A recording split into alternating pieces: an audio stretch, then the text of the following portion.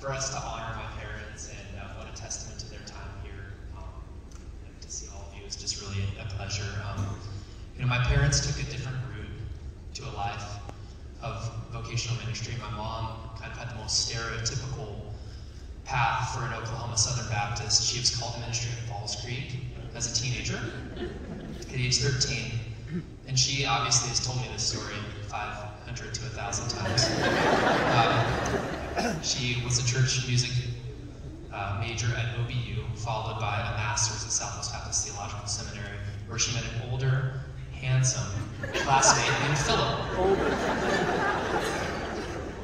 My mom had won numerous awards at OBU, a true pioneer for women in church music at the time. Philip had studied business and was advancing in his career in Northwest Missouri when he changed paths and traveled to Dallas for seminary.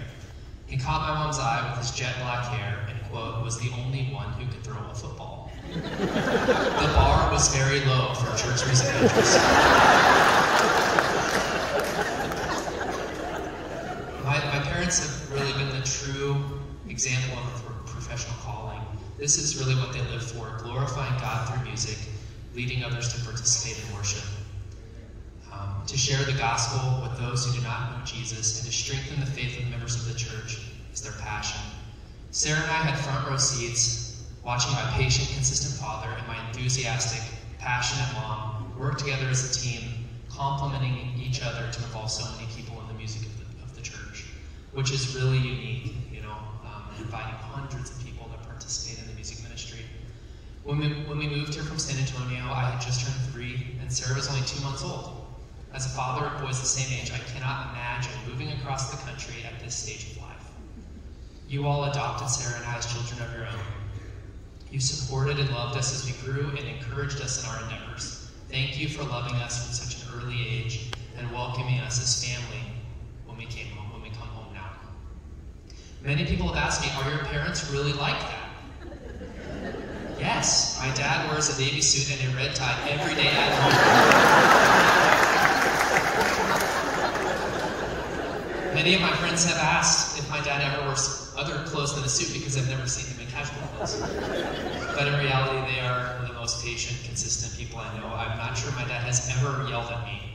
And I wasn't a, really rambunctious child, but I had my moments.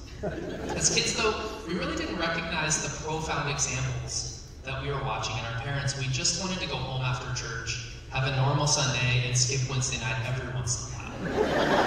One Sunday, I got so frustrated we hadn't left yet, I just walked the 1.5 miles home without telling anyone. And in an effort to speed up the process, one day, 12-year-old Sarah took my mom's keys and pulled the car around out front.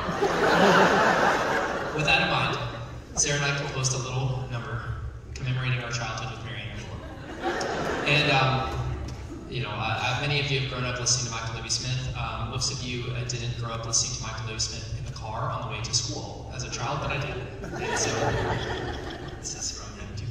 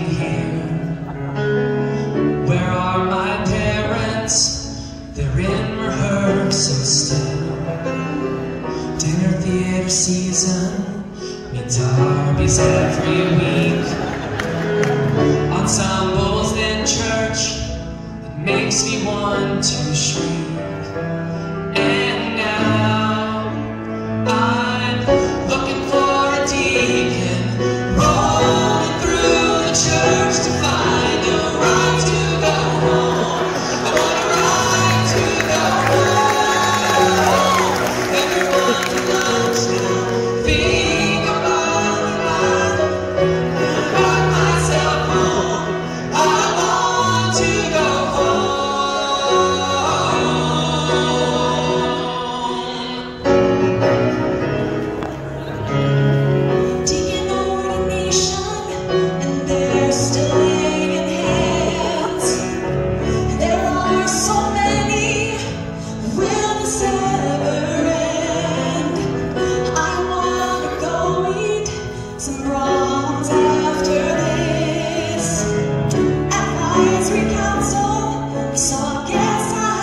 to miss, so will